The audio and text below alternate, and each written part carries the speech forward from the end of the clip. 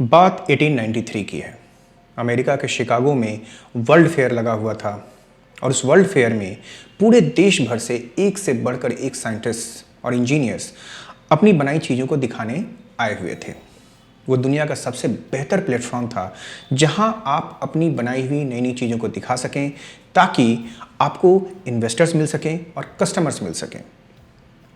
World fair में phonograph था, gramophone था और एक से बढ़कर एक बेहतरीन चीज़ें थीं। लेकिन सारे लोगों की नज़र एक नई मशीन पर थी। उस मशीन को बनाया था एक महिला ने और सबसे आश्चर्य की बात यह थी कि वहाँ तकरीबन 200 से भी ज़्यादा साइंटिस्ट थे, इंजीनियर्स थे, सारे के सारे मर्द, और उनमें अकेली उस महिला के पास साइंस और टेक्नोलॉजी की कोई भी फॉर्मल एजुकेशन नहीं थी।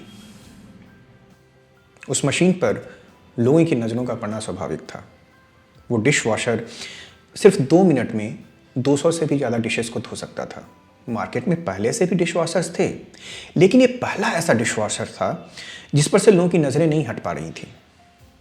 पुरुषों के वर्चस्व वाले इस वर्ल्ड फेयर में पहला पुरस्कार मिला उस महिला को। उस महिला का नाम था जोसेफिन कॉक्रेन। 47 साल की जोसेफिन को best mechanical construction, durability and adaptation to its line of work के खिताब से नवाजा गया। इस पुरस्कार के मिलने के बाद जोसेफिन के लिए नए नए रास्ते खुलते गए और उन्होंने इस वर्ल्ड फेयर के बाद अपनी एक नई कंपनी खोल डाली जिसका नाम था गैरिस कॉक्रेन मैन्युफैक्चरिंग कंपनी। लेकिन सिर्फ 3 साल पहले जोसेफिन के पास कुछ भी नहीं था। उनके पति की शराब पीने की आदत के कारण मौत हो गई थी और वो अपनी पत्नी के लिए थोड़े बहुत रुपए पैसे छोड़ के गए थे। उन थोड़े बहुत रुपए पैसों के अलावे अगर जोसेफिन के पास कुछ था तो वो था एक आइडिया भी ऐसा जिसके सफल होने के आसार बहुत कम नज़र आ रहे थे। लेकिन कहते हैं कुछ पुराना टूटने से ही कुछ नया बनता है। जोसेफिन के जीवन में भी कुछ टूटा था जिसके कारण कुछ नया बनने की शुरुआत हुई थी। अब यह क्या टूटा था यह जानने के लिए हम थोड़ा और पीछे जाते हैं। 1841 में जोसेफिन का जन्म हुआ था। 1858 में उनकी शादी विलियम नाम के आदमी से हुई थी। विलियम बहुत रुपए और पैसा वाला आदमी था। दोनों की जिंदगी बड़ी शान और शौकत से गुजर रही थी। घर में ढेर सारे नौकर चाकर थे और देर रात तक चलने वाली ढेर सारी डिनर पार्टियां थी। जिंदगी में सिर्फ मजे ही मजे थे। फिर कुछ टूटा। एक डिनर पार्टी के बाद उनके घर के नौकर उनकी महंगी क्रॉकरी को धो रहे थे और धोते धोते एक क्रॉकरी टूट गई। वो क्रॉकरी उनके घर में 200 सालों से पीढ़ी दर पीढ़ी चली आ रही थी और ये क्रॉकरी उनके लिए बहुत ही ज़्यादा मूल्यवान थी। तो उस दिन जोसेफिन ने फैसला किया कि वो क्रॉकरी के मामले में नौकरों पर भरोसा नहीं करेंगी और क्रॉकरी को खुद ही धोएंगी। अब फैसला लेना एक बात है, फैसले को निभाना बिल्कुल अलग बात है। क्रॉकरी धोते धोते जोसेफिन को यह समझ में आ गया कि क्रॉकरी धोने का फैसला जितना ग्लैमरस उन्हें लग रहा था वो उतना ग्लैमरस है नहीं। तो एक दिन थक हार के वो बैठी भी थी, तभी उनके दिमाग में 2 बातें आईं। पहली बात तो जोसेफिन के दिमाग में यह आई कि रोज रोज सुबह सुबह उठकर क्रॉकरी धोना उनके बस की तो बात नहीं है। दूसरी बात यह कि एक ऐसा डिश वॉशर बनाया जा सकता है जिसमें बर्तन बिना टूटे हुए धुल सकें। ऐसा नहीं है कि उस समय मार्केट में डिश वॉशर्स नहीं थे, पर उन डिश वॉशर्स के साथ प्रॉब्लम ये थी कि वो बर्तन कम धोते थे और धोने वाले का दिमाग ज़्यादा खराब करते थे। फिर जोसेफिन के दिमाग में आया कि गर्म पानी के प्रेशर से बर्तनों को धोया जाए। एक जगह एक कतार में ढेर सारे बर्तन रखे हों, फिर उन बर्तनों पर साबुन से मिले हुए गर्म पानी की तेज फुहार मारी जाए। आइडिया तो अच्छा था, पर दोस्तों दुनिया में लाखों लोग हैं जिन्हें अच्छे आइडियाज़ आते हैं, पर उनके आइडियाज़ कभी सफल नहीं हो पाते, क्योंकि आइडिया को सफल बनाने के लिए उन पर दिन रात काम करना होता है, असफलताओं का मुंह देखना होता है और खून पसीना एक करना पड़ता है, और ये काम सबके बस की बात नहीं है। शुक्र था कि जोसेफिन उन गिने चुने लोगों में से थी जो अपने आइडिया पर दिन रात काम करने का साहस रखते हैं। जोसेफिन ने अपने आप से यह बहाना नहीं किया कि उन्होंने साइंस की पढ़ाई नहीं की है, इसलिए वो कोई साइंटिफिक या टेक्निकल इक्विपमेंट नहीं बना सकती हैं। उन्होंने अपने आप को यह नहीं कहा कि अरे थोड़ी क्रॉकरी टूटती है तो टूट जाने दो, इसके लिए ज़िंदगी के मज़े ख़राब करने की क्या ज़रूरत है। उन्होंने अपने आप को यह भी नहीं कहा कि अब तक तो सिर्फ मर्द ही नई नई चीज़ें बनाते आए हैं, इसलिए एक औरत से तो कोई नई चीज़ नहीं बन सकती। तो फिर उन्होंने अपने आइडिया पर काम करना शुरू कर दिया। वो रोज़ कई घंटों तक कागज़ और पेंसिल लेकर बैठती थीं ताकि अपने डिज़ाइन पर काम कर सकें, उसको बेहतर बना सकें। फिर 2 हफ्ते बाद कुछ और टूटा। उनके पति शराब पीने की लत के कारण काफ़ी समय से बीमार चल रहे थे और वो चल बसे। पर कोई बात नहीं, पति अमीर थे, अपने परिवार के लिए ढेर सारे रुपए पैसे तो छोड़ के ही गए होंगे। पर जोसेफिन को यह पता चला कि उनके पति ने अपने अधिकतर रुपए पैसे शराब की दुकानों को दान कर दिए थे, जैसा शराबी करते हैं। वो अपने परिवार के लिए सिर्फ और सिर्फ $1,500 छोड़ के गए थे। अब $1,500 में लोगों को पार्टियां देना तो बहुत दूर की बात थी, अपने और अपने दोनों बच्चों के लिए 3 टाइम खाने का जुगाड़ करना भी बहुत मुश्किल था। अब अपने डिश वॉशर के आइडिया पर काम करना उनके लिए शौक नहीं रहा, यह उनके लिए एक ज़रूरत बन गया था। इस डिश वॉशर के बनने और इसके बिकने के बाद ही जोसेफिन अपने और अपने बच्चों के लिए एक अच्छी ज़िंदगी की व्यवस्था कर सकती थीं। उनके पास ज़्यादा समय भी नहीं था, क्योंकि उनकी उम्र उस समय ऑलरेडी 45 साल यानी 45 ईयर्स की हो चुकी थी। जोसेफिन ने मैकेनिकल इंजीनियरिंग की पढ़ाई नहीं की थी, पर उनके खून में थोड़ी बहुत खानदानी प्रतिभा थी। उनके फादर जॉन गैरिस एक सिविल इंजीनियर थे और उनके नाना जॉन फ्लेच ने एक स्टीम बोट बनाई थी, एक भाप से चलने वाली नाव बनाई थी। तो बस वो अपने काम में लग गई। एक दिन उन्होंने किचन के सिंक में रखे बर्तनों पर गर्म पानी से तेज फुहार मारी। जब वो बर्तन साफ हो गए तो उन्हें लगा कि उनका आइडिया प्रैक्टिकल है और ये काम कर सकता है। फिर उन्होंने सारे बर्तनों की नाप ली और उनके साइज के हिसाब से तार के खांचे बनाए। इन तार के खांचों को एक पहिए के अंदर रखा गया और वो पहिया एक कॉपर के बॉयलर के भीतर रखा गया, हॉराइजॉन्टल। फिर यह पहिया मोटर की मदद से घूमता था और जैसे जैसे ये घूमता था उस पर पानी की तेज फुहार पड़ती थी और वो बर्तन धीरे धीरे एक एक करके साफ हो जाते थे। लेकिन जोसेफिन ने यह समझ लिया कि यह काम उनसे अकेले नहीं हो सकता था, इसलिए उन्होंने एक मैकेनिक को हायर किया जिसका नाम था जॉर्ज बटर्स। जॉर्ज बटर्स जिंदगी भर उनके लिए वफादार बना रहा और मरते दम तक उनके साथ हर प्रोजेक्ट पर काम करता रहा। 2 महीने की कड़ी मेहनत के बाद पहला डिश वॉशर का मॉडल तैयार हो गया। इस डिश वॉशर में तार के रेक में ढेर सारे बर्तन रखे होते थे और इन पर हाथ से पंप करके तेजी से गर्म पानी बरसाया जाता था और इस तरह से ये सारे बर्तन साफ होते थे। एक दिन जोसेफिन ने अपने सारे दोस्तों को अपने घर इनवाइट किया, उन्हें यह डिश वॉशर दिखाया। सारे के सारे दोस्त इस डिश वॉशर की एफिशिएंसी देखकर बहुत ही प्रभावित हुए। उन सब ने कहा कि यह डिश वॉशर आगे चलकर घरों में लोगों की ज़िंदगी आसान कर सकता है। उनका यह रिस्पांस देखकर जोसेफिन ने 28 दिसंबर 1886 को पेटेंट के लिए अप्लाई किया। इसके पहले भी डिश वॉशर्स को पेटेंट मिले थे, पर उन डिश वॉशर्स में स्क्रबर का इस्तेमाल होता था। ये पहला ऐसा डिश वॉशर था जिसमें वाटर प्रेशर का इस्तेमाल हो रहा था। जोसेफिन ने अपनी इस मशीन का नाम रखा गैरिस कॉक्रेन डिश वॉशिंग मशीन। लेकिन एक अच्छा प्रोडक्ट बना लेना और उसको बेचना, इन दोनों के बीच एक लंबा फासला होता है। जोसेफिन को यह बात तब समझ में आई जब उन्होंने अपने डिश वॉशर को औरतों को बेचने की कोशिश की। उनका डिश वॉशर ज़्यादा नहीं बिका। उनके कुछ दोस्तों को छोड़कर किसी ने भी यह डिश वॉशर नहीं खरीदा। उस डिश वॉशर की कीमत उस समय $100 थी, जो आज की करेंसी में लगभग $3,300 के बराबर होगी।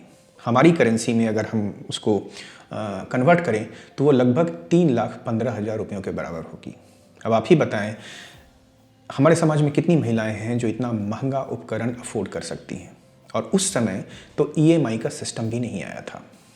तो भाई शुरू में जोसेफिन का प्रोडक्ट बुरी तरह से फ्लॉप रहा, लेकिन जोसेफिन तो जोसेफिन थी। जो औरत रेगिस्तान में पानी खोज सकती थी, वो पानी खरीदने वाले प्यासों को भी खोज निकाल सकती थी। फिर जोसेफिन की नज़र पड़ी बड़े बड़े होटलों पर। होटलों का बजट भी बड़ा होता था और उनके पास धोने के लिए बर्तन भी बहुत सारे होते थे। उनके एक अमीर दोस्त ने शहर के सबसे बड़े होटल पामर होटल का रेफरेंस दिया। होटल वालों को वो डिशवॉशर पसंद आया, रेफरेंस का भी थोड़ा असर था, और जोसेफिन का पहला डिशवॉशर एक होटल में बिक गया। जब पामर होटल ने वो डिशवॉशर खरीदा तो शहर के बाकी होटलों में भी थोड़ी थोड़ी क्यूरियोसिटी पैदा हो गई। उनके अमीर दोस्त ने एक दूसरे होटल का भी नाम बताया, लेकिन उन्होंने कहा कि उस होटल में उनकी कोई जान पहचान नहीं है, इसलिए जोसेफिन को खुद ही जाना होगा। तो इस बार जोसेफिन अकेले उस होटल में गई। अगर आपको अपना प्रोडक्ट या अपने आइडिया के बारे में किसी को बताने में हिचक होती है तो आप जोसेफिन का दर्द समझ सकेंगे। जोसेफिन के सोशल क्लास की औरतें उस समय अकेले कहीं नहीं जाती थी। उनके पास या तो उनके फादर होते थे, या उनके हस्बैंड होते थे, या भाई हुआ करते थे। जोसेफिन ने उस होटल के लंबे कॉरिडोर को जब अपने सहमे हुए कदमों से धीरे धीरे करके पार किया तो उन्हें लगा कि उन्होंने अपनी ज़िंदगी की सबसे लंबी और सबसे कठिन यात्रा तय की है। लेकिन वो धीरे धीरे करके हिम्मत करके होटल में गई। होटल के मैनेजर से उन्होंने खुद ही अपॉइंटमेंट लिया, मैनेजर को अपना प्रोडक्ट दिखाया, और जब वो वापस लौटी तो उनके पास $800 का ऑर्डर था, जो कि एक बड़ी अचीवमेंट थी। फिर प्रोडक्ट की डिमांड बढ़ने लगी, और प्रोडक्ट की डिमांड बढ़ने के साथ साथ जोसेफिन की मुसीबतें भी बढ़ने लगी, क्योंकि जोसेफिन के पास ना तो बड़ा सा मैन्युफैक्चरिंग यूनिट था और ना ढेर सारे पैसे थे। तो उन्होंने वक्त की नज़ाकत को समझते हुए कॉन्ट्रैक्टर के साथ काम करना शुरू किया, पर बहुत ही जल्दी उन्हें एहसास हो गया कि काम तो सारा वो कर रही हैं, पर सारा प्रॉफिट वो कॉन्ट्रैक्टर ले जा रहा है। हालांकि उनका प्रोडक्ट कमाल का था, पर उनकी कंपनी में कोई इन्वेस्ट नहीं करना चाह रहा था, और इसका एक ही कारण था, वो औरत थी। एक औरत एक बड़ी कंपनी बनाकर उसे संभाल लेगी, यह बात किसी को पच नहीं रही थी।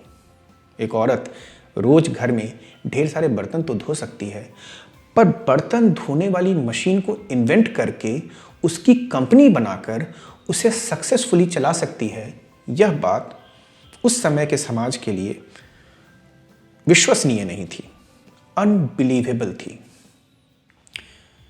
लेकिन हर रात की एक सुबह होती है। जोसेफिन की उस लंबी रात की भी एक सुबह हुई, और उस सुबह का नाम था Chicago world fair. Chicago world fair की बात हम शुरुआत में ही कर चुके हैं। वर्ल्ड फेयर में जोसेफिन के डिशवॉशर को वह पहचान मिली जिसकी इसे ज़रूरत थी। डिशवॉशर की सेल बढ़ने लगी, और जो जोसेफिन 2 साल पहले तक होटल में डर डर कर चला करती थी, वो जोसेफिन पूरे कॉन्फिडेंस से पूरे देश में जा जाकर अपनी मशीन का प्रचार करने लगी। 1898 में जोसेफिन ने अपने बचाए हुए पैसों से शिकागो के पास अपनी एक छोटी सी फैक्ट्री खोली। फैक्ट्री छोटी थी, पर जोसेफिन को यह आज़ादी थी कि वो अपने हिसाब से काम कर सके और अपनी पसंद के लोगों के साथ काम कर सके। अगले 10 सालों में जोसेफिन के डिशवॉशर्स का इस्तेमाल अमेरिका के कई होटल करने लगे थे, और इस डिशवॉशर का इस्तेमाल करने से ये होटल वाले जितना पैसा बचाते थे, उससे कुछ ही महीनों में उस डिशवॉशर की कीमत वसूल हो जाती थी, जो कि एक बहुत ही बढ़िया सौदा था। लेकिन घरों की औरतों को डिशवॉशर बेचना अभी भी एक चैलेंज बना रहा। डिशवॉशर्स की कीमत कम करने के बावजूद भी यह घर की औरतों की पहुंच से बाहर था। 1912 में 73 साल की उम्र में जोसेफिन ने अपनी ज़िंदगी का सबसे महत्वाकांक्षी, सबसे एम्बिशियस काम शुरू किया। वो न्यूयॉर्क के बड़े बड़े होटलों में गई और उन्होंने अपने डिश वॉशर को पिच करना शुरू किया। 1 साल बाद उनकी कंपनी इतना कमाने लगी कि एक अच्छा खासा मुनाफा बन सके। पर इस सफलता को एंजॉय करने के लिए जोसेफिन ज़्यादा दिन जिंदा नहीं रह सकी। उसी साल कुछ महीनों बाद उनकी मृत्यु हो गई। उनके डॉक्टर्स ने बताया कि उनकी मृत्यु का कारण नर्वस एग्जॉशन है। जोसेफिन ने एक बार कहा था कि अगर मुझे शुरू में ही पता रहता कि इस डिश वॉशर को मार्केट में लाने में इतनी कठिनाइयों का सामना करना पड़ेगा तो मैं शायद कंपनी शुरू करने की हिम्मत नहीं जुटा पाती। लेकिन तब मैं यह कमाल का अनुभव मिस कर जाती। कितनी अच्छी बात है कि कोई भी नया काम शुरू करने से पहले हम उन सारी कठिनाइयों के बारे में नहीं जानते हैं जो आने वाली हैं। और ये अज्ञानता ही, कठिनाइयों की जानकारी का न होना ही हम में साहस लाता है। बाइबल में लिखा है, ब्लेस्ड आर द इग्नोरेंट। मैं कहूँगा करेजियस आर द इग्नोरेंट। 1950 के दशक में यह डिश वॉशर औरतों के बीच पॉपुलर होना शुरू हो गया। डिश वॉशर थोड़ा सस्ता भी हो गया था और औरतों का घर के काम के प्रति नज़रिया भी बदलने लगा था। डिश वॉशर अमेरिका के घरों में पहुंचा और वहां से फैलकर ये पूरी दुनिया के घरों में पहुंच गया। दुनिया छोड़ने से कुछ समय पहले जोसेफिन ने कहा था कि ये दुनिया कितनी सुंदर है और ये समय के साथ और कितनी सुंदर होती जा रही है। सोचिए, ये बात एक ऐसे इंसान ने कही थी जिसका सब कुछ 45 साल की उम्र में लगभग छिन गया था। पर अगले 20 सालों में उसने एक इतनी अच्छी चीज़ बनाई जो आज भी दुनिया में करोड़ों लोगों, खासकर औरतों की ज़िंदगी को आसान बना रही है। और ये तो प्रकृति का सिद्धांत है कि जो दूसरों की दुनिया को सुंदर बनाता है उसकी दुनिया खुद ब खुद सुंदर होती जाती है। एक बार जोसेफिन ने कहा था कि अगर कोई और मैकेनिकल डिश वॉशर नहीं बनाएगा तो मैं इसे बनाकर रहूँगी। उन्होंने अपने से किया हुआ यह वादा निभाया और इसका असर यह है कि आज भी रात के खाने के बाद करोड़ों औरतों को यह चिंता नहीं रहती कि उन्हें ढेर सारे बर्तन धोने हैं। जिन्होंने रोज़ बर्तन नहीं धोए हैं उन्हें शायद जोसेफिन के योगदान का महत्व समझ में ना आए, पर जिन्होंने कड़कड़ाती ठंड में दर्जनों बर्तन धोए हैं वो जोसेफिन के योगदान का महत्व जरूर समझेंगे। जोसेफिन ने सिर्फ एक नई चीज़ नहीं बनाई, उन्होंने औरतों के बारे में फैली हुई इस भ्रांति, इस मिसकंसेप्शन को भी तोड़ा कि औरतें चूल्हे चौके से ज़्यादा कुछ नहीं कर सकती। डिश वॉशर को बनाने से लेकर बेचने तक उन्हें इतनी ज़्यादा मुसीबतों का सामना इसलिए भी करना पड़ा क्योंकि वो एक औरत थी। पुरुषों के व्यवहार से तंग आकर एक बार उन्होंने कहा था, मैं पुरुषों से अपने मन मुताबिक तब तक काम नहीं करा सकी जब तक वो अपने तरीके से काम करके फेल नहीं हुए, और मेरे लिए ये एक महंगा सौदा था।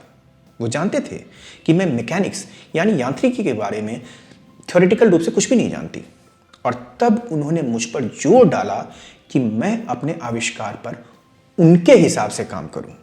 ऐसा तब तक चला जब तक उन्हें यह विश्वास नहीं हो गया कि मेरा तरीका बेहतर था, और भले ही इसे आजमाने में मुझे कितनी ही मुश्किलों का सामना क्यों न करना पड़ा हो। तो दोस्तों, आपने देखा कि जोसेफिन के पास पैसे नहीं थे, उनके पास टेक्नोलॉजी की एजुकेशन नहीं थी, उनकी उम्र भी काफ़ी ज़्यादा हो गई थी, और एक औरत होने के कारण उन्हें कई मुसीबतों का सामना करना पड़ा था। फिर भी सिर्फ अपनी लगन के बल पर उन्होंने एक बेहतरीन चीज़ बना डाली। अगर वो इतना कुछ अच्छा कर सकती हैं तो मुझे पूरा विश्वास है कि आप भी अपनी ज़िंदगी में ज़रूर कुछ अच्छा कर सकते हैं। तो आज से जब भी मन में कोई डर आए या कोई बहाना आए तो किसी दुकान में जाकर या अपने घर में ही एक डिश वॉशर को देख लें, फिर जोसेफिन के जज्बे को याद करें। मुझे विश्वास है आपका डर और आपका बहाना गायब हो जाएगा। आज के लिए इतना ही। अगर आपको ये कहानी पसंद आई तो आप हमारे चैनल को प्लीज़ ज़रूर सब्सक्राइब करें। इससे आपको नई नई कहानियाँ सुनने को मिलेंगी और हमें भी बहुत खुशी होगी। तो मिलते हैं अगले सप्ताह एक नई कहानी के साथ, एक नई कथा के साथ इस कथालोक में। तब तक के लिए गुड बाय।